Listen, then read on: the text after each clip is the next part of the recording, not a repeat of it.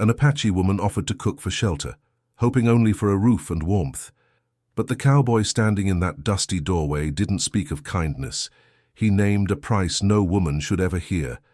The skillet hissed, the wind rattled the windows, and silence burned heavier than fire. What happens when hunger meets pride, and mercy turns into a test of the soul? The smell of rain and ash clung to the evening as the woman stepped into the cabin. Her clothes were torn from travel, her hands cracked from the road. Outside, the wind carried the cry of coyotes over the dry mesa. Inside, the sound of a single chair scraping the floor cut through the quiet. The cowboy sat there, hat low, revolver on the table, eyes unreadable. She had found the place after 2 days without food, drawn by the smoke curling from his chimney. When she knocked, he didn't answer right away. He looked at her the way a starving man looks at a ghost, wary, unbelieving. Finally, he said she could come in. A pot simmered on the stove, thin broth and coffee mixed with wood smoke. She spoke first, her voice rough from thirst. "I can cook, clean. I don't need money, just a place to rest." He didn't answer. The fire cracked once, sharp as a warning. Then his words came slow, measured. "You can stay, but only if you sleep with me." For a long moment, neither moved. She stared at the floorboards, jaw tight. The meaning of the offer hung between them, foul and heavy. Outside, thunder rolled over the plains. She didn't shout, didn't cry. Instead, she reached for the skillet on the stove, lifted it with both hands, and poured the broth into the dirt floorboards. The act was small, defiant. Steam rose between them like breath. "Then you'll eat alone," she said quietly. Something shifted in the room. The air itself seemed to draw back. The cowboy's eyes flickered, torn between anger and shame. He hadn't expected resistance. He hadn't expected her silence to sound louder than any threat. The rain began to fall in earnest, drumming against the roof like hoofbeats in the dark. Neither spoke again, but the story between them had already begun, one written in dust, hunger, and the thin line between cruelty and redemption. Block 1, 800 words. The fire sank low, throwing crooked shadows across the cabin walls. The woman stood near the door, her back straight, the smell of rain thick in her hair. The cowboy hadn't moved since she emptied the broth onto the floor. His boots were still planted, his jaw tight enough to cut glass. For a while, only the storm spoke. When he finally rose, the chair legs groaned against the wood. He picked up the kettle, poured himself black coffee, and watched her. "You're bold," he said at last. His voice wasn't cruel now, just dry, almost tired. "Most folks who come to my door don't talk that way." She didn't answer. Her eyes traced the room instead, the walls lined with rope, tools, a single rifle by the door. The place looked like it hadn't seen a woman in years. A cracked mirror hung near the wash basin, and on the shelf beside it, a folded piece of cloth that might once have been a child's shirt. He caught her glance. "Belonged to my son," he said. "Died 2 winters ago. Fever." That explained the silence in the room, she thought, the kind that isn't just emptiness, but grief made heavy enough to live in. She didn't say she was sorry. Words like that never help the broken. The cowboy set the cup down and rubbed the back of his neck. "You can stay till the storm passes," he said quietly. "There's a cot in the shed, dry enough if you keep close to the stove." She nodded once. No thanks, no smile. She took his meaning for what it was, a truce carved out of shame and necessity. When she stepped outside, the rain hit her face like cold nails. The shed sat a few yards from the main cabin, roof patched with tin and hope. Inside, it smelled of leather and old hay. She found the cot, rough blanket folded at its foot. She sat down slowly, listening to the thunder fade into the hills. For the first time in days, she wasn't moving. Her body trembled, not from cold, but from holding too much inside. She remembered her tribe's camp before the soldiers came, how the fires once glowed against the canyon walls, how her mother used to hum before dawn, all gone now, scattered to wind and rumor. A knock startled her. She looked up. The cowboy stood at the doorway, water dripping from his hat brim. In his hands, he held a tin plate with a biscuit and a small cut of jerky. "You didn't eat," he said. She hesitated. Pride warred with hunger, and hunger won. She took the plate without a word. He lingered a moment longer than needed. "Didn't mean what I said back there," he murmured. "Not like that." Her eyes met his. "You did," she said evenly.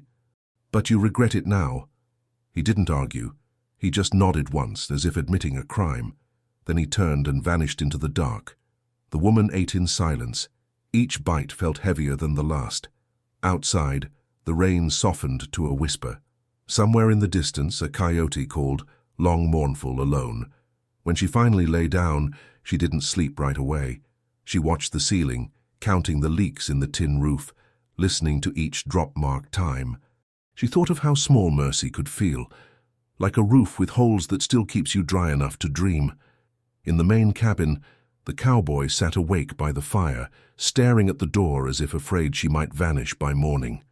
The wind bent the trees, rattling the shutters, but he didn't move. He thought of his dead son, the fever, the grave he'd dug alone. He thought of the words he'd said to her, words that tasted like rot even before they left his mouth. When the fire popped, he flinched. It sounded too much like the gunshot that had taken his wife months before the boy died, a raid gone wrong, a mistake by soldiers who thought every brown face was an enemy. He pressed a hand against his eyes, trying to quiet the ache. Outside, he heard the faint creak of the shed door moving in the wind, and for reasons he couldn't name, he felt a sudden need to stand guard. He grabbed his coat, stepped out into the rain, and took position beneath the porch beam. The sky was a dull bruise, heavy with the last of the storm. From where he stood, he could see the faint flicker of light inside the shed, the woman's shadow moving across the wall. He didn't know her name, didn't know her story, but something in the way she'd faced him, without fear, without begging, had pulled something old and human out of him. He stayed there until dawn, the rain dying to mist, the first light breaking across the wet earth. When morning came, he turned toward the shed, half ready to speak, half ready to stay silent. But before he could decide, the door opened, and she stepped out, her face pale with exhaustion, her eyes steady as the horizon. That was when he saw it. His rifle was missing from the wall. For a heartbeat, neither of them moved. The dawn light slid through the thin fog, painting the ground in silver. The cowboy's eyes darted to her hands, empty, but the rifle was gone from where it hung by the door. The air between them thickened like smoke. "Where is it?" he asked quietly. His voice was steady, but his jaw was working, teeth grinding behind the words. She didn't flinch. "Outside," she said. "I cleaned it. It was rusted near the trigger." He stepped closer, his boots sinking in the wet dirt. "You touched my gun." "I touched what keeps you alive," she replied. "You keep it pointed at ghosts. I keep mine ready for men." He stopped. For a moment, the anger faltered, tangled up with confusion. She wasn't scared. Her tone carried the same calm she'd held when he'd shamed himself the night before. Without waiting for him to answer, she turned and walked toward the corral. The rifle leaned against the fence, the metal gleaming like a shard of morning. The smell of gun oil hung in the air. The cowboy followed, silent. He picked up the weapon, checked the chamber. It was spotless. She'd cleaned it with care, even oiled the stock. It looked better than it had in months. "You do this for every man who feeds you?" he asked. "I do it for whoever thinks kindness is a debt," she said. Her gaze didn't waver. "You gave me shelter. I gave you back something that works." A horse snorted nearby, shaking rain from its mane. The sound broke the standoff, left them staring at each other across a few feet of wet ground. He was the first to look away. "Coffee's still warm," he muttered. "Come inside." Inside, the fire was little more than a memory. She crouched beside it, coaxing the embers back to life. Her hands moved with practiced rhythm, adding wood, adjusting air, feeding flame without hurry. He poured coffee into 2 tin cups, then hesitated before handing her one. She accepted it, wrapping her fingers around the heat. "You been alone long?" she asked. He almost smiled. "Long enough to forget what it's like not to be." Silence stretched. The fire popped softly, and a thin beam of sunlight crept across the floorboards. She sipped the coffee, grimacing at the bitterness. "You don't boil it right," she said. "Scalds the grounds. Makes it taste like iron." He gave a short laugh, surprised at himself. "Then show me better." She poured water from the kettle, measured the grounds by feel and stirred with a steady hand. The scent changed almost instantly, richer, smoother. He watched her without speaking. Something about the way she moved, deliberate and certain, reminded him of his late wife. When she handed him the cup, he tasted it and nodded. "Better," he admitted. "Much." Her expression softened for the first time. Not a smile, but something close, a brief easing of the eyes. Then a sound cut through the quiet. Hoofbeats, distant but approaching fast. Both of them froze. The cowboy's head snapped toward the window. "Riders," he muttered. He stood, scanning the horizon through the warped glass. The woman set down her cup. "You expecting someone?" "No." His hand went to the rifle she'd cleaned. "And that means trouble." They stepped outside together. 3 horses crested the ridge, moving quick and heavy. Even from a distance she could see the glint of badges on their vests. Lawmen, or men pretending to be. The cowboy's stomach dropped. "They're early," he said under his breath. She turned to him. "Who are they?" He hesitated. "Collectors. Government men. I owe land taxes on this property. Been holding them off since spring." She understood instantly. "So the farm's not yours anymore?" "Not if they say otherwise." The riders drew closer, their outlines sharp against the pale morning. The lead man lifted a hand. "Mr. Clay," he called, "we got papers for you." The woman's face didn't change, but her body tensed like a bowstring. "You told me this was your land," he swallowed. "It was before they raised the prices, before the war took everything." The riders slowed, mud splashing from their horses' hooves. The lead man, a tall figure with a silver badge and a folded letter, dismounted. "We need your signature," he said, voice smooth and civil. "County claims the deed's overdue." Clay kept his rifle low but ready. "You come riding into my yard with guns drawn for paper." The man smiled thinly. "Paper's how they take your land now, no need for bullets." The woman stepped closer, just behind Clay's shoulder. "You plan to fight them?" she asked quietly. He didn't answer. The badge caught sunlight, flashing like a blade. The lead man's smile widened. "You can make this easy, or we can make it legal." The woman's fingers brushed Clay's sleeve. Just once, a silent warning. "Don't," she whispered. "They want you to strike first." Clay exhaled slowly. His heart thudded in his chest. The 3 riders stared, waiting. And then the lead man drew a folded envelope from his coat and tossed it into the mud at Clay's feet. "Final notice," he said. "You've got till sundown." They turned their horses and rode off, leaving the sound of hooves fading into the distance. Clay stared at the envelope, the paper soaking through with mud and rainwater. The woman spoke first. "You can't pay them, can you?" He shook his head. "No, and when the sun goes down, they'll be back with fire." The wind rose again, carrying the scent of dust and sage. Somewhere behind them, the kettle began to boil over. The woman looked toward the horizon, where the riders had vanished. "Then before sundown," she said quietly, "we cook them something they won't forget." The sun crawled higher, carving gold lines across the plain. The storm had passed, but its scent still lingered. Wet dust, pine sap, iron. Inside the cabin, the woman moved with quiet focus. Sleeves rolled to her elbows, gathering what little food the cowboy had left. Cornmeal, beans, onions, a half sack of flour. Clay sat by the table, shoulders slumped, the unpaid notice drying beside him. He stared at it like a man staring at his own headstone. "They'll burn the place down," he muttered. "Don't matter if I sign or not." She didn't look up. "Then we don't let them." He gave a short, humorless laugh. 3 men with rifles, and one with the law on his side. "You plan to stop them with cornbread." Her knife hit the cutting board with a soft thud. "I plan to feed them first," she said. He frowned, watching her chop onions with practiced rhythm. "Feed them?" "Where I come from," she said, "a meal can slow a man's hand faster than fear. They'll take what they came for, but not before they eat. That gives us time." He shook his head, half in disbelief, half in admiration. "You think like a soldier." "I think like someone who's seen too many die before the first shot," she replied. Outside, the wind whispered through the sage. Clay stood, the weight of decision pressing down on him. "And what happens when they finish eating?" She met his eyes. "Then you do what you were born to do. Fight for what's yours." He didn't argue. Something in her tone, steady, almost sacred, made him believe she'd seen the edge before and walked back alive. By midday, the cabin smelled of frying beans and baked corn. The woman worked the dough with her bare hands, humming under her breath in a low, steady rhythm that sounded older than the land itself. Clay found himself listening without meaning to.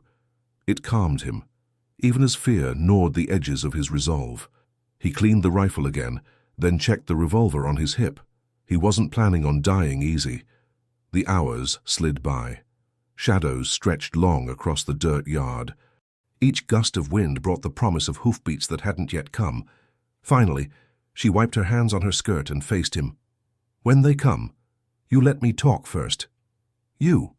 They'll expect you to bark and curse. You do nothing until I tell you." Clay studied her. Her eyes were dark, unreadable, like the horizon before a storm. He nodded once. "You've got till they draw iron." As the sun sank low, 3 shapes appeared on the ridge again, riders in silhouette, moving slow, deliberate. The same men. Their horses kicked up plumes of gold dust as they descended. Clay stepped onto the porch, rifle in hand but held low. The woman stood beside him, calm as stone. The lead man dismounted, his boots crunching on dry soil. "You read the paper, Mr. Clay?" Clay didn't answer. The woman stepped forward, her voice even. He read it. The man's eyes flicked to her. "And you are? Someone who can cook," she said. "The man you're robbing hasn't eaten since dawn. I doubt you have either. Sit, eat first, then you can talk about his land." The lead man smirked. "You think a meal changes the law?" She tilted her head slightly. "I think men make the law, and men eat." He looked at his partners, who shifted uneasily in their saddles. The smell of warm food drifted through the air, beans, onion, the faint sweetness of cornbread. Hunger broke the tension like a knife. 10 minutes, the leader said finally. "Then we talk." Inside, they gathered around the table, hats off, rifles stacked near the door. The woman ladled beans into tin bowls. Setting them down with quiet precision, Clay poured coffee, his eyes never leaving the leader's hands. For a while, there was only the sound of spoons against metal. The woman moved like she'd done it 100 times, serving men who might kill her once they were full. The leader wiped his mouth with the back of his hand. "Good meal," he said. "Shame it's the last you'll cook here." She met his gaze. "Maybe it's the last you'll eat as a free man." The man's grin faded. Clay's rifle was already in his lap, barrel angled low but ready. The other 2 riders stiffened, eyes darting between them. The woman leaned forward slightly, her tone quiet but sharp. "You think this land's just dirt, but the men who took it before you left bones under that hill, Apache bones. You're standing on their graves every time you come here." The leader's face tightened. "You threatening me, lady? I'm reminding you where you are." Clay could feel the air turn electric. One of the deputies reached slowly toward his holster. "Don't," Clay said. His voice carried a weight that stopped hands mid-motion. "You fire that gun, you'll start something you can't finish." The woman straightened. "Leave the paper," she said to the leader. "Take your men and go. You can come back with more law tomorrow, but tonight you leave with your skins." For a long moment, no one moved. The leader's jaw twitched. Then, to Clay's astonishment, he stood. He set the folded deed on the table and turned toward the door. "Enjoy your evening," he said coldly. "Tomorrow I bring the marshal." They left as the last light faded, their horses throwing dust into the dying sun. Clay exhaled for what felt like the first time in hours. "You think they'll be back?" She nodded. "At dawn." He looked at her, equal parts awe and dread. "Then what do we do?" She glanced at the rifle, then at the horizon darkening beyond the window. "We cook again," she said softly. "Only this time we don't feed them with food." The night bled slowly into dawn. The sky turned from bruised violet to pale gray, and the chill came crawling back through the cracks in the walls. Clay hadn't slept, neither had she. They sat opposite each other by the dying fire, the rifle laid across the table like an unspoken word. "You still think they'll come?" he asked. She nodded, eyes fixed on the flames. "Men like that don't like being told no." He rubbed his hands together, the skin raw and cracked. "You said we'd cook again.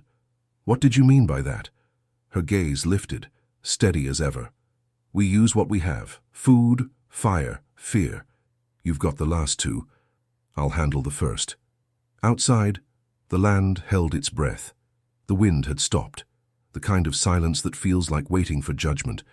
She moved toward the stove, gathering the same pan she'd used the night before, the one still blackened from yesterday's beans. Clay watched her pour in flour and oil, stirring slow, patient, like she was praying instead of cooking. "What are you making?" he asked. "Smoke," she said. "And memory." He frowned, not understanding, but didn't interrupt. By the time the sun broke the horizon, the smell of char filled the cabin. She'd burned the cornmeal deliberately, scraped it into the coals, and mixed it with water from the rain barrel. The result was a thick black paste that hissed as it met the heat. "What's that for?" She pointed toward the doorway. "For painting. Apache warriors would mark their faces with ash before battle, so the enemy would see death coming." Clay blinked. "You think that'll scare them off?" Her lips curved faintly. Not quite a smile, more like a memory of one. "No. But it'll remind them what kind of land this is." He said nothing, just reached for his rifle and checked the chamber again. As the first glint of daylight touched the hills, hoofbeats echoed in the distance. 3, maybe 4 riders. This time, there was no hesitation in the rhythm. They were coming to finish what they'd started. The woman dipped her fingers into the ash paste, drawing dark lines down her cheeks, across her forehead. Clay stared, transfixed. She looked older suddenly, carved from something ancient and unyielding. "Give me your hand," she said. He hesitated, then obeyed. She pressed her palm against his, then streaked the same black mark across his face. "Now they'll see both of us," she murmured. When the riders reached the yard, their horses were foaming, breath sharp in the cold. The lead man dismounted again, his badge dull in the dawn light. "Mr. Clay," he called. "We told you what had happened if you didn't sign." Clay stepped onto the porch, rifle at his side. "And I told you what happens if you try to take what ain't yours." The woman stood beside him, silent, her face streaked in ash and shadow. The leader's eyes narrowed. "She got you believing you're some kind of warrior now." Clay's voice was low. "No, just a man who's done running." The leader motioned to his men. "Search the place. Take what's left." One of them dismounted, heading for the shed. The woman's eyes flicked toward Clay, a warning. He caught it and nodded. The first man reached the shed door, kicked it open, and froze. Smoke billowed out in thick gray clouds. The smell hit first, pungent, choking. He stumbled back, coughing, eyes watering. "What the hell?" The woman stepped forward. "Cornmeal and lard," she said softly. "Burned just right. Fills the lungs, blinds the eyes. My people used it to drive soldiers from caves." The leader spun, hand on his revolver. "You playing tricks, woman?" She didn't move. "Only cooking," she said. "You hungry?" The other 2 men looked uneasy. One of them tugged his horse's reins. "Boss, maybe we—" "Shut it!" the leader snapped. He raised his gun toward Clay. "You think smoke and a woman's stare are going to save you?" Clay lifted his rifle, slow and deliberate. "No, but this might." The 2 stood locked in the gray haze, the cowboy with the rifle, the lawman with the badge, and between them, the woman who had nothing left but her will. The shot came like thunder. No one could tell who fired first. When the smoke cleared, the leader lay in the mud, his badge half buried in the muck. The other riders bolted, their horses scattering into the brush. Clay stood frozen, rifle still smoking. The woman didn't move for a long time. Then she stepped forward, knelt beside the fallen man and closed his eyes. Clay's breath came hard, uneven. "You said we'd cook them something they wouldn't forget."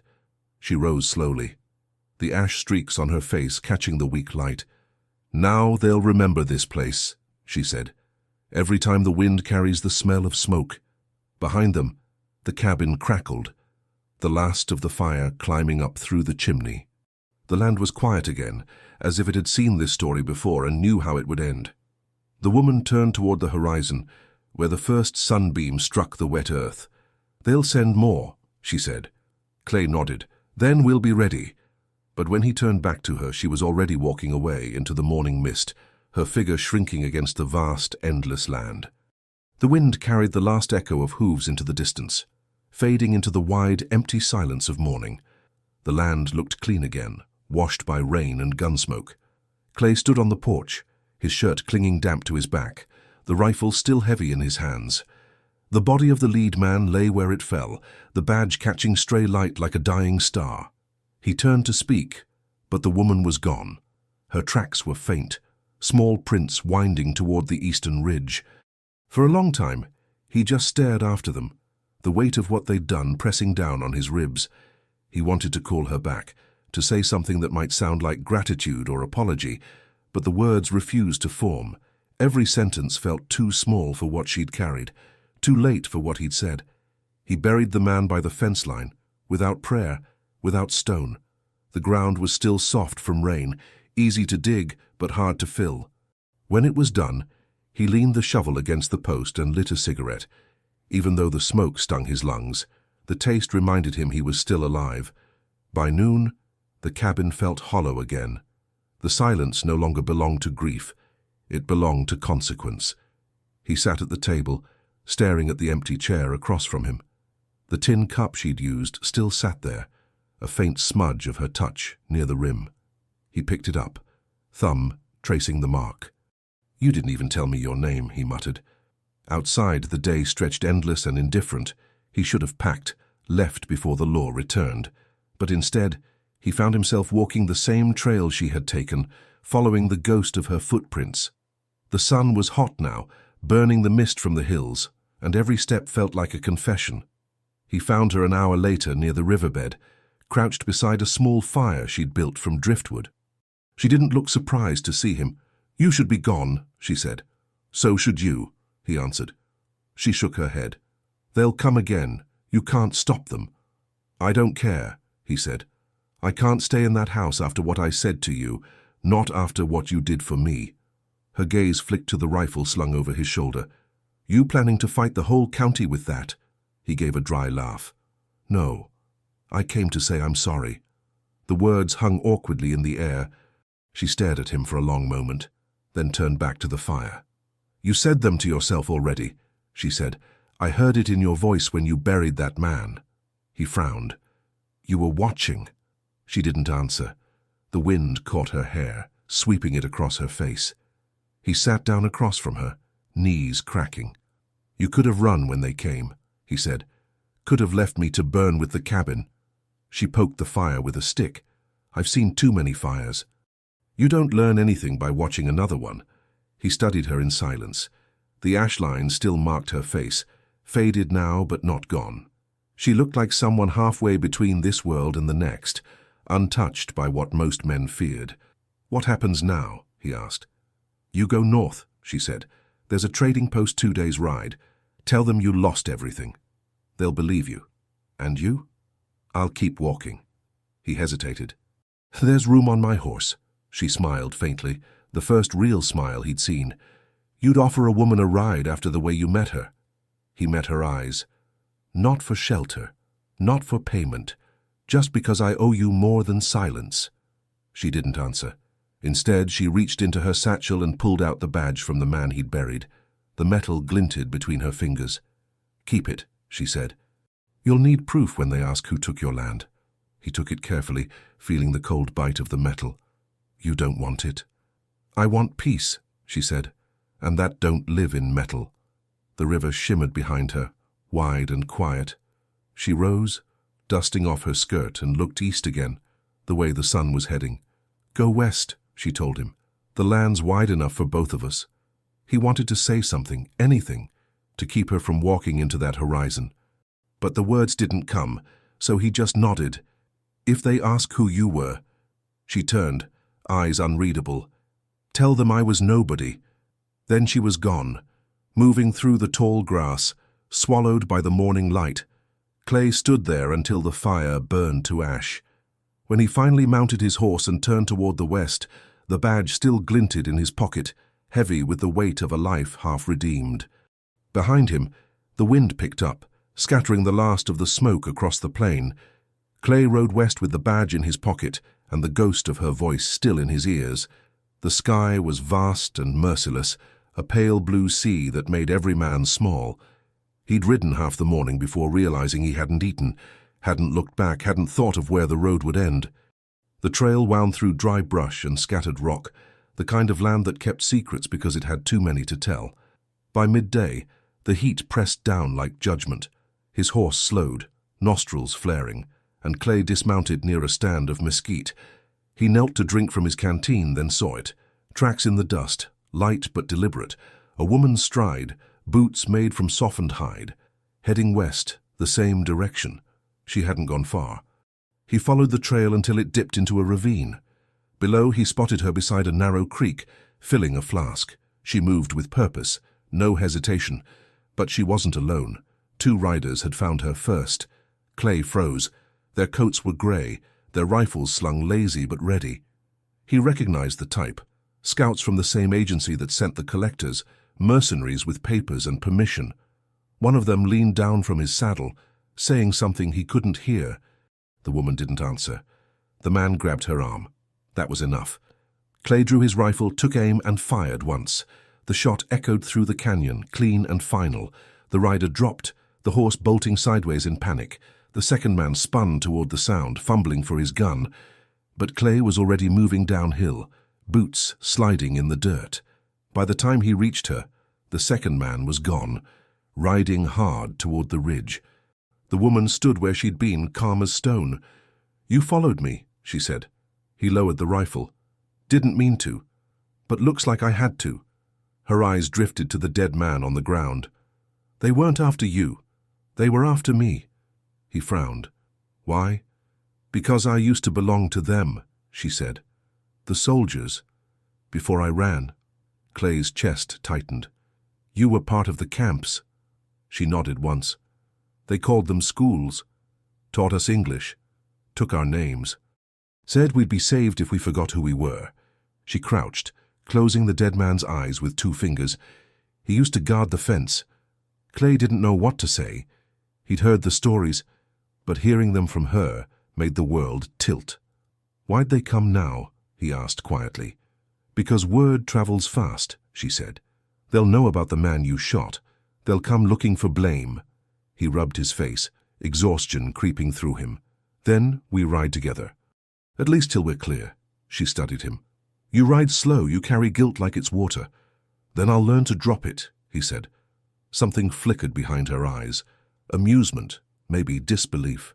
"You can't drop what's buried in bone." Still, she didn't refuse him. She helped him drag the body beneath a pile of stones, a burial without names. Then they mounted up and rode west, keeping to the dry riverbeds where tracks fade fast. The land changed as they went. The grass thinned, the air sharpened. In the distance, red cliffs rose like walls guarding another world. They rode in silence for hours, the rhythm of hooves their only company. By late afternoon, they reached a hollow where a single cottonwood clung to life beside a spring. She dismounted first, leading her horse to water. Clay followed, too tired to speak. She broke the silence. "You killed for me." He looked at her. "You killed for me first. We're even." Her mouth curved slightly. "Men always think debts can be evened. They can't." He wanted to ask her name again, but something told him it wasn't his to know. Not yet. They built a small fire as the light dimmed. The flames licked the stones, throwing long shadows across the ground. For a while they ate in silence, jerky, hard bread, nothing more. Then she said, "The one who ran, he'll bring more." "I know. They'll come at night. You can still leave." "I'm done leaving," he said simply. "You saved my life twice. That means something." She stirred the coals with a stick. "It means we'll die slower if we stay together." Clay leaned back, eyes on the dark horizon. "Then we'll make it count." The wind rose, soft but carrying the promise of distant movement, horses maybe, or just ghosts. The woman listened, her expression unreadable. "Tell me one thing," he said after a while. "If we make it through this, where will you go?" "Home," she whispered. "I thought your home was gone." "It is," she said, "but sometimes you go back to what's left, even if it's only dirt and memory." The fire cracked. A faint light flickered in her eyes, something fragile but unbroken. Clay watched her, realizing he'd never met anyone who could turn pain into purpose so quietly. He lay back, the stars crowding above them, sharp and endless. Somewhere beyond the ridge, he thought he heard the faint cry of a coyote, a sound that could mean warning or welcome. Either way, morning would come fast, and with it, the hunt. Night settled over the canyon like a blanket of smoke. The stars were sharp and cold, the kind that seemed close enough to cut yourself on if you looked too long. Clay sat with his back to the fire, rifle resting across his knees. Every sound carried, rock shifting, wind brushing through dry grass, the distant cry of something that hunted by moonlight. The woman sat across from him, sharpening a knife against a flat stone. Sparks flickered like insects between them. Her face was calm, but her eyes kept scanning the ridges. She had the stillness of someone who'd lived her whole life expecting the worst. "They'll come soon," she said softly. "I know." Clay's voice was low, steady. "You sure you want to stay for this?" She didn't look up. "I've been running since I was 12. I'm tired of giving men my back." He nodded, the firelight catching the fresh line of sweat on his neck. "Then we make our stand here." She slid the knife back into its sheath and stood. The moonlight painted her in silver and shadow. "We don't need to win," she said, "just to be remembered." Clay almost smiled. "That I can do." They doused the fire until only embers glowed, then took positions in the dark, he behind a boulder near the trail, she near the old cottonwood, bow and arrow in hand. The silence that followed was almost holy. Time stretched thin. Then came the sound they'd both been waiting for, the faint rhythm of hooves, careful, deliberate. 2 riders at first, maybe 3, then more. Clay's breath slowed. His finger brushed the trigger. A voice called out through the dark, "Mr. Clay, we know you're here. Don't make this worse." He recognized it. The scout who'd escaped earlier that day. His words carried smug certainty, the kind that only comes from men who believe the law rides with them. The woman's whisper drifted from the cottonwood. "Wait." The riders moved closer, torches flickering orange against the canyon walls. Their light turned the rocks into jagged teeth. Clay could see faces now. 6 men, badges glinting, rifles ready. The leader raised his hand. "You killed 2 officers. There's no mercy left for you." Clay's answer was the click of his rifle's hammer. The woman drew her bow, the string taut against her cheek. The first arrow flew silent as breath. It struck a torch, shattering flame across dry grass. The startled horses reared, whinnying, men shouting as one fell into the dirt. Clay fired next. The echo roared through the canyon. Another man dropped. The rest scrambled for cover. "Flank them!" the leader shouted. "They're boxed in!" But the canyon wasn't their friend. The walls twisted sound, confused direction. Clay moved fast between shadows, reloading by instinct, firing at movement more than form. The woman's arrows hissed past him, deadly and precise. A bullet struck the rock near her head, spraying dust. She didn't flinch. Her next shot found its mark, a man tumbling backward into darkness. The fight burned quick and brutal, the way real battles always do. Within minutes, only 3 men were left standing. 1 limped, 1 bled, and the last still held his torch high, light trembling in his hand. "Enough!" he shouted. "You can't win. We'll bring more. We'll burn this canyon down." The woman stepped into the open, bow lowered. "Then start with me," she said. The man hesitated. In the glow of the torch, her face was streaked again with ash, her eyes bright and wild. She looked like something pulled from the stories his mother warned him about. He dropped the torch. The flame caught the dry grass anyway, crawling fast toward the creek. Clay grabbed her wrist. "Run!" They sprinted through the smoke, coughing, the world turning red behind them. The fire climbed the canyon walls, hungry, unstoppable. At the ridge, they stopped to breathe, chests heaving. Below them, the flames swallowed everything, the creek, the cottonwood, the bodies. The lawmen's shouts faded under the roar. Clay wiped soot from his face. "That fire's gonna spread for miles," she nodded. "Then maybe it'll carry their story farther than ours." He looked at her, half in awe, half in fear. "You planned this." "I hoped it wouldn't come to it," she said. "But men like them only understand what burns." They watched the fire until it reached the horizon, a red line drawn between what was lost and what might still be saved. When the wind shifted, carrying sparks toward them, she turned away. "We keep moving, before daylight finds the dead." Clay followed, the glow behind them lighting their path. He thought of how every man he'd known feared silence, but she moved through it like it was home. By dawn, the canyon was a black scar behind them, the air heavy with ash and memory. Neither spoke. Somewhere ahead lay the land she called home. Somewhere behind lay the life he no longer wanted. And between them stretched the thin road of survival, narrow, cruel, but theirs alone. They rode through the grey light of dawn until the land changed beneath them. The earth grew redder, the air thinner. The world felt older here, as if time had stopped caring.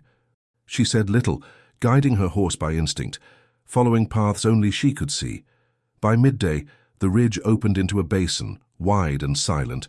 In the center stood the remains of what might once have been a village, stone rings, charred posts, half-buried pottery glinting like broken memories. The woman dismounted and knelt beside one of the blackened circles. Her fingers traced the ash, delicate, almost reverent. "This was home," she whispered. Clay stayed back, hat in hand. He could feel the weight in her words. The land around them seemed to hold its breath, as if even the wind respected her grief. "I thought they'd burned it all," he said quietly. "They did." She picked up a fragment of clay, the edge smoothed by years of wind. "But the ground remembers. It keeps what men try to erase." He looked around, seeing only ruin, until he noticed the small details. A child's carved stick toy, half buried in dirt, a smooth stone polished by years of touch. Ghosts of lives that refused to vanish. "What will you do here?" he asked. "Bury what's left," she said, "and tell them I made it back." She began gathering the shards into a small pile, her movements slow, deliberate. Clay joined her, wordless, helping collect what the fire hadn't claimed. They worked until the sun stood high, heat pressing against their backs. When the pile was done, she lit a small fire beside it. The smoke rose straight and thin into the blue. "They taught us to pray in English," she murmured. "Said our language was wrong. I'll pray in silence instead." Clay removed his hat, bowing his head though he didn't know why. The silence that followed was deep enough to feel holy. After a while she spoke again. "You could go now, you've done enough." He shook his head. "Not yet." She looked at him, eyes narrow but not unkind. "Then why are you still here?" He struggled for words. "Because I can't tell where my wrongs end and yours begin. Feels like I've been carrying both." Her gaze softened, just for a heartbeat. "You think standing beside me changes what you did?" "No," he said. "But maybe it changes what I do next." The wind shifted, carrying the smell of the burnt earth. She stood, brushing dust from her skirt. "They'll keep hunting you. You killed their men. And you." "I'm already hunted," she said simply. He stepped closer, voice low. "Then let me help you build something here, a roof, a fence, something that says this place still belongs." She hesitated. "And when they come again? Then we'll face them again. Together this time." The corner of her mouth twitched, half a smile, half disbelief. "You talk like a man who thinks redemption is built with wood." "Maybe it starts that way," he said. They spent the afternoon scavenging what they could. Fallen beams, stones from the creek, the remains of a ruined wagon. It wasn't much, but under their hands, the place began to take shape again. A single post here, a wall of piled rock there, enough to look like a promise. When dusk came, they sat beside the fire they'd built, its glow softer than before. The air hummed with crickets, the kind of sound that only lives in places forgotten by the world. She broke the silence first. "You're not the man who opened that door yesterday." He stared into the flames. "No, but I'm the one who shut it too late." She looked at him a long time, then nodded once. That's something. The first stars appeared, faint and trembling. He found himself watching her face in the firelight. How calm it looked now. How her eyes reflected both sorrow and peace. He wanted to ask her name again, but the question felt smaller than the moment. So instead he said, "If they find us here, you run. You don't wait for me." She shook her head. "You still don't listen." The wind rose, carrying the faint scent of smoke, distant, unfamiliar. She stood suddenly, scanning the horizon. "They're coming." Clay followed her gaze. Far off under the dying sun, a thin line of riders moved like ants across the plain. He gripped his rifle. "How many?" "Too many," she said. "More than we can fight." He looked at her, the firelight catching the defiance in her eyes. "Then we make them remember this place again." The sun dipped below the ridge, bleeding red across the valley. The same color as the earth, the same color as everything they'd ever lost. As the first stars sharpened overhead, the two of them stood together amid the ruins, the air trembling with what was coming.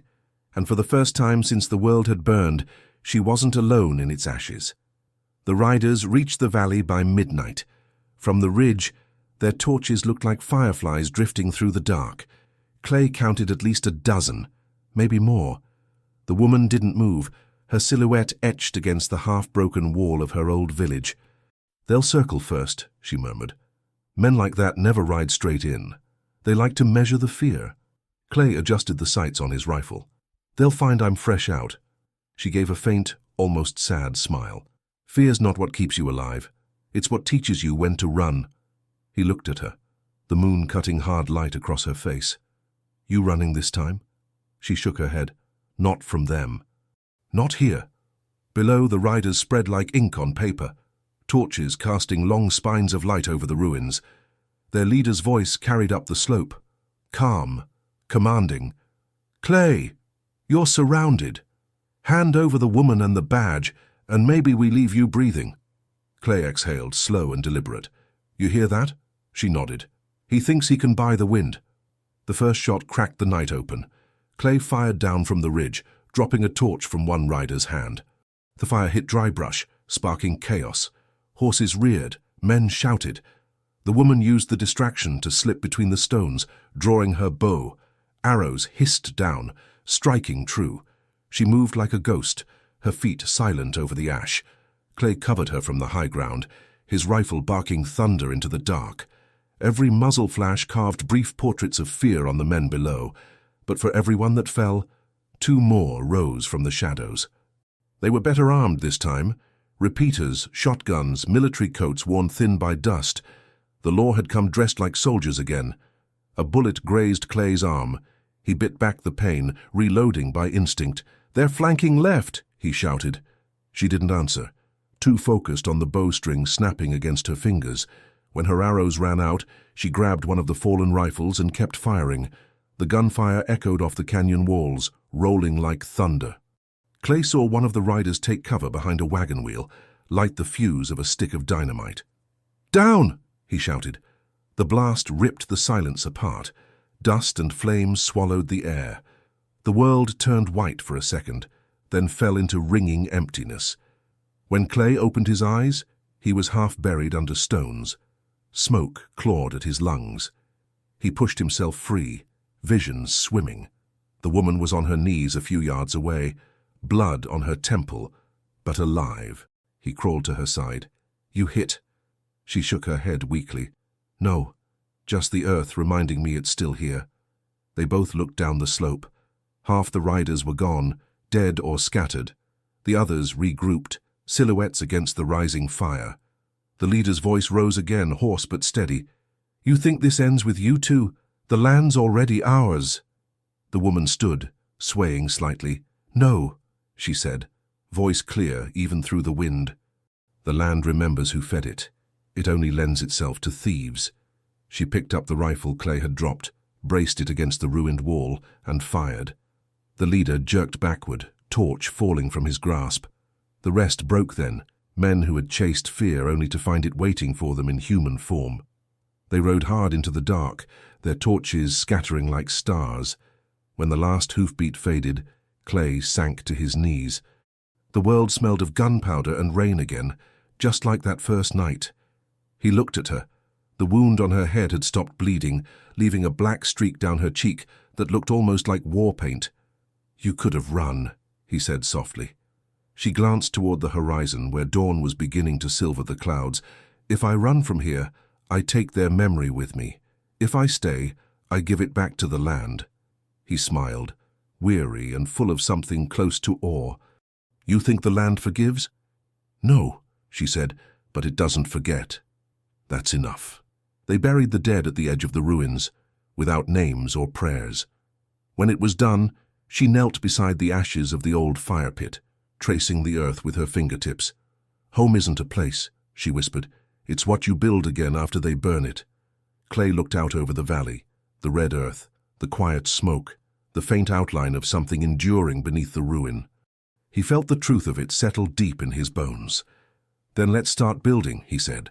The first light broke over them, spilling gold across the stones. The world was still bruised, still burning, but for the first time it felt like morning. The morning after the battle dawned too quiet. The valley smelled of ash and wild sage, the kind of scent that stays in a man's throat long after the smoke has gone. Clay and the woman worked without speaking, rebuilding the fire pit, stacking stones into low walls, small gestures against the ruin around them. She moved slower now, a faint stiffness in her shoulder from the fight. Clay noticed, but said nothing. He understood pride when he saw it. At noon, he fetched water from the creek and found himself staring at the reflection trembling in the current, his own face smeared with soot and guilt. The man staring back wasn't the one who had opened that cabin door 2 nights ago. That man had been hungry, bitter, small. This one looked older, hollowed out, but clearer. When he returned, she was mending a torn blanket with a length of twine. The wind lifted her hair across her cheek. Sunlight glinted off the faint scar near her temple. "You should rest," he said. "So should you." He dropped the canteens beside her. "Can't. Feels wrong when it's quiet." She nodded slowly. "Quiet's when ghosts walk. They visit most when men stop pretending they're gone." He sat down beside her. "You lost people here." She looked at the horizon, flat, endless. "Everyone I called by name." He waited, letting her words settle. "Tell me about them," he said finally. She hesitated. "What good would that do?" "Maybe none," he said. "But they deserve someone remembering them out loud." She kept her eyes on the wind-swept plain. "My brother hunted deer in the North Woods. My mother made stew that smelled like juniper. My father, he was taken to a fort, said he'd return with peace papers. He never did." Her voice didn't break. It was too strong for that. But the silence afterward carried its own grief. Clay poked at the fire. "I had a son," he said quietly. "Buried him behind the cabin before you came. Favor took him. My wife followed after." She turned toward him then, not in pity but in understanding. "That's why you stayed in that house," she said. "You weren't guarding it. You were guarding ghosts." He nodded. "And you?" "I've been running from mine." The breeze carried the ashes of their words into the open sky. By afternoon, they began gathering wood from the fallen trees, building a makeshift frame for shelter. Clay hammered with what little strength he had left, the rhythm of it steadying him. The woman arranged stones for a new fire circle, humming softly under her breath. The tune was low and haunting, neither sad nor hopeful, something older than language. When the structure finally stood upright, a crooked shadow against the sun, Clay stepped back. "It's not much," he said. "It's more than the soldiers left us," she replied. They stood in silence, side by side, staring at the small shape that somehow felt like defiance. As dusk bled into the valley, she cooked over the fire.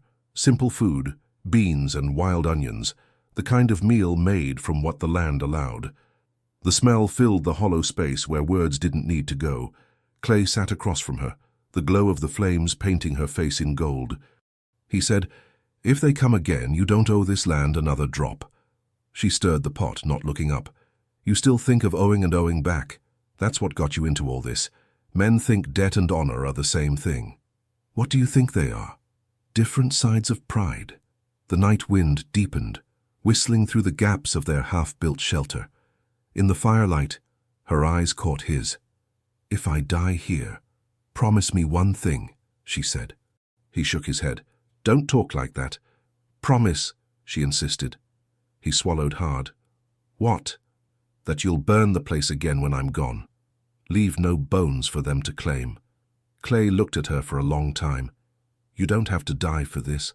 She smiled faintly, the kind of smile that knows the world's weight. "Everyone dies for something. I'd rather choose what burns with me." He didn't argue. There was nothing left to say. The fire crackled between them, each spark a heartbeat against the dark. Clay watched her, realizing he'd never known strength that didn't shout or fight. It just endured. Later, when the flames sank low, he reached into his pocket and drew out the tarnished badge. "This," he said, holding it toward her, "should have meant justice." She stared at it, then tossed it into the embers. The metal hissed, warped, and vanished into the coals. "The land will remember what men forget," she said softly. Clay watched the last trace of light fade from the badge and felt something inside him unclench. For the first time in years, he wasn't carrying anything heavier than the night itself. The woman leaned back against the stones, closing her eyes. "Tomorrow," she murmured, "we build the roof." He nodded, staring into the darkness beyond the fire. But deep down, he knew the world wasn't done testing them yet. Somewhere out there, the horizon was gathering another storm. The storm came without warning. By dawn, the wind had turned sharp, carrying sand that bit into the skin like teeth. The sky dropped low, heavy with dust and rain that never quite fell. Clay woke to the sound of the rooftop flapping like a broken wing. The woman was already outside, tying down what she could before the gusts tore it apart. He ran to help her. "Get inside!" he shouted over the wind. She didn't move. "If the shelter goes, we go with it." Together they fought the gale, hands raw from rope and grit. The half-built walls shuddered, moaning under the force. Clay slammed a beam into place, his breath ragged. "You said the land remembers," he yelled. "Does it remember mercy too?" She pulled another rope tight, hair whipping across her face. "No, just balance." A sheet of tin tore loose and flew past, spinning like a blade. Clay ducked, then grabbed her arm, dragging her toward the doorway. Inside, they pressed their backs to the stone wall as the storm howled through the valley like a wounded animal. The noise was deafening, wind, grit, and something else. A deep rumble from the mountains that felt almost alive. Hours passed in chaos. The sky flickered with lightning, showing flashes of red earth swirling like smoke. Each time the thunder hit, the woman flinched but didn't cower. She sat cross-legged on the floor, eyes closed, lips moving soundlessly. "What are you saying?" Clay asked. "Names," she answered. "So they remember me when it's over." The storm roared back, drowning her words. Clay felt the walls shift, dust raining from the cracks. He reached out, steadying the beam. "If this holds, it'll be a miracle." She opened her eyes, calm even in the chaos. "No, just work." Then, as suddenly as it began, the wind broke. The world fell silent, except for the faint hiss of rain finally reaching the ground. Clay sagged against the wall, breath shaking. The woman stood and stepped outside. The air was cooler now, washed clean. The storm had passed, leaving behind a landscape reshaped. Trenches cut by wind, stones shifted, but the foundation of their small shelter still stood. She turned to him, eyes bright in the pale morning. "It didn't take us." Clay followed her out. The horizon was washed silver, the first sunlight glinting off the wet earth. For a moment, the world looked new again, like it had forgiven itself overnight. He glanced at her, clothes soaked, hair tangled, face streaked with dust and rain, and felt something he hadn't in years, the pull of belief, not in God or justice, but in survival shared. "You ever think the world keeps ending just to see who stays standing?" he asked. She smiled faintly. "That's the only way it knows who belongs." They spent the rest of the morning walking the ruins, checking what the storm had spared. The walls were half down again, but the foundation still held. The fire pit had filled with water, reflecting the grey sky above. Clay knelt beside it, dipping his fingers into the shallow pool. "Feels like starting over again." She crouched beside him. "That's what the earth does." Every storm is just a lesson in patience. He looked at her, studying the quiet strength in her posture. You could build a life anywhere. Why here? This land saw everything I was, she said softly. If I leave it now, the story dies with me. He nodded slowly. Then I guess I'll stay till it remembers me too. She raised an eyebrow. You'd live here, among ghosts. He smiled. I already do. For the first time, she laughed, low, rough, unguarded. The sound startled him. It didn't belong to sorrow, it belonged to the living. As the day stretched on, they repaired what they could. Clay fixed the frame while she shaped wet clay from the creek into bricks, stacking them near the wall to dry. The work was slow, steady, almost peaceful. Late in the afternoon, they sat in the doorway watching the clouds break apart. A hawk circled high above, silent and sure. The woman spoke without turning her head. They'll come again.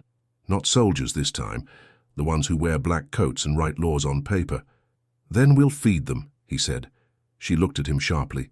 With what? He met her gaze. Truth. She held his stare for a long moment, then nodded. Care before threat, she murmured, almost to herself. Maybe the storm was the warning. The wind shifted, gentle now, carrying the scent of wet cedar. Clay leaned back against the wall, exhausted. If this is peace, Quan, he said, it's louder than I expected. She smiled at that, eyes soft in the fading light. Peace isn't quiet, it just means the fight's inside instead of around you. He thought about that, watching the sun sink behind the ridge. The sky turned the color of cooling embers, and the valley breathed again. Tomorrow, he knew, would bring new footsteps, new reckonings, but for the first time, neither of them looked away from the horizon. And when night came, they sat beside the fire they'd rebuilt, the crackle of flame echoing through the ruins, not a sound of survival anymore, but of belonging. The next morning, the horizon burned with gold and violet. Clay and the woman stood atop the ridge, surveying the valley below. Dust curled like smoke along the worn trail, the telltale sign of riders.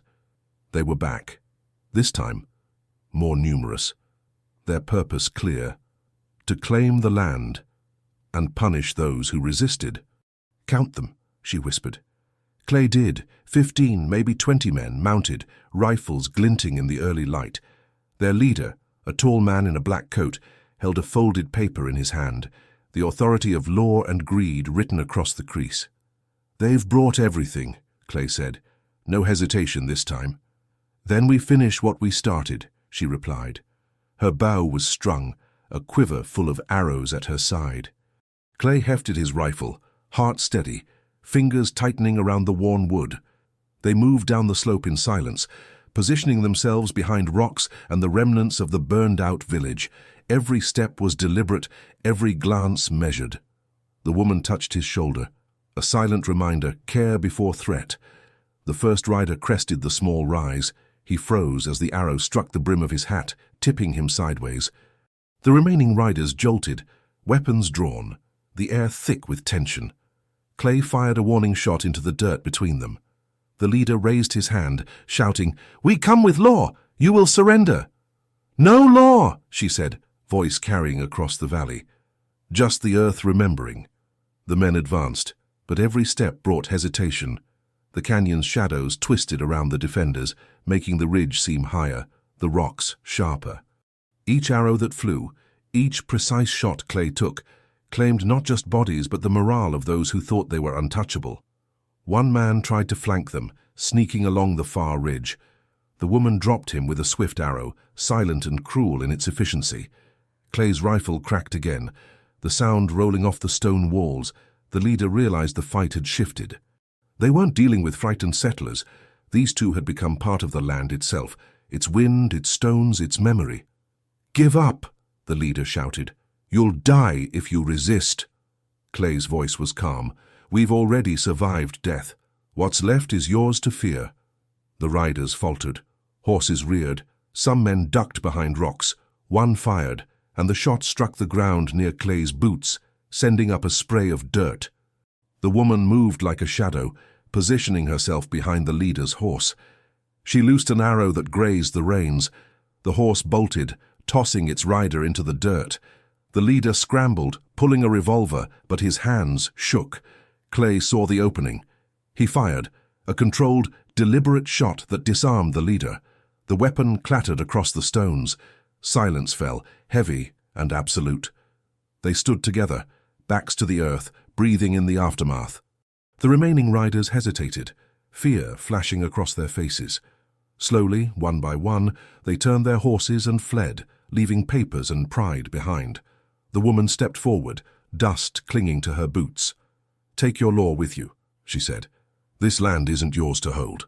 Clay exhaled, the rifle lowering from his shoulder. "You did it," he said. "We did it," she corrected. The ridge was still now, save for the soft wind and the echo of hooves fading into the valley. The earth beneath their feet seemed to hum in quiet approval, a subtle acknowledgement that those who remembered the past could also claim the future. She turned toward him, eyes unreadable yet soft. "You'll leave soon," she said. "I might," Clay admitted, "but I won't go without understanding what I'm protecting." She nodded. "Then stay a little longer. Learn the land. Respect it, that's what keeps it alive." They looked across the valley, the burned-out village behind them. The horizon stretched endlessly ahead. Every scar, every ash line, every shattered stone had its story, and now they had become part of it. Clay glanced at her, finally noticing the faint streak of blood that had dried along her temple. He reached out instinctively, brushing the dust and sweat from her face. She flinched, then allowed it. "You saved more than me," he said quietly. "I only gave the land back its memory," she replied. The sun climbed higher, igniting the valley in a golden blaze. The storm had passed, the riders had fled, and the survivors, Clay and the woman, stood as witnesses to a world that demanded respect, courage, and the willingness to act when mercy wasn't enough. For the first time, Clay felt the weight of his own past ease. The air smelled of dust, sage and something else, freedom hard-earned and fragile. She turned toward the rising sun, bow slung over her shoulder, eyes forward. "Tomorrow, we build," she said. He followed, side by side, and the valley held its breath, watching two figures moving across the land that had seen too much and would remember everything. The valley was quiet again, but this time the silence carried something different. Not the weight of fear or the sting of ash, but a fragile sense of balance. Clay and the woman stood atop the ridge, surveying the land they had defended, the ruins of the village below, and the small shelter they had rebuilt together. Every scar in the earth, every blackened stone seemed to breathe with memory, a testament to survival. Clay looked at her, the lines of sweat and dust on her face softened by the morning light. "We made it," he said quietly, almost in disbelief. She didn't answer at first, her eyes scanning the horizon, sharp and watchful. "We did," she said finally.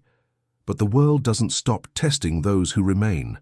He nodded, understanding the truth in her words.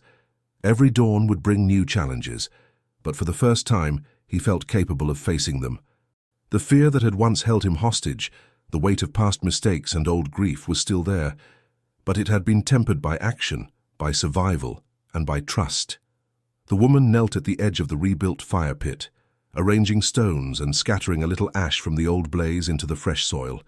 "The earth remembers," she said softly, almost to herself. "It remembers those who fight, those who endure, and those who honor it." Clay followed her, kneeling beside her. "And we?" he asked. She looked up, her eyes meeting his. "We are part of it now. What we build here will outlast the storms, the men, and even time itself." Together, they continued the work, reinforcing the walls, repairing the floorboards, stacking stones, and clearing debris. Every motion was deliberate, almost sacred. The valley itself seemed to acknowledge their effort, the wind carrying the scent of wet earth and wild sage. As the sun climbed higher, painting the landscape in golden light, they paused to rest, leaning against the stones they had placed together. Clay felt the fire pit's warmth radiate through his palms, the echo of countless nights spent fighting, hiding, and surviving. "Tomorrow," she said, "we'll plant something, a tree perhaps, to remind anyone who comes that life grows even after fire." He nodded, feeling the weight of the promise. "And we'll be ready for them if they return," he added. Her eyes softened, a rare smile touching her lips. We always are. But this is more than survival now. This is life. The day stretched on, long and slow, carrying the quiet rhythms of rebuilding.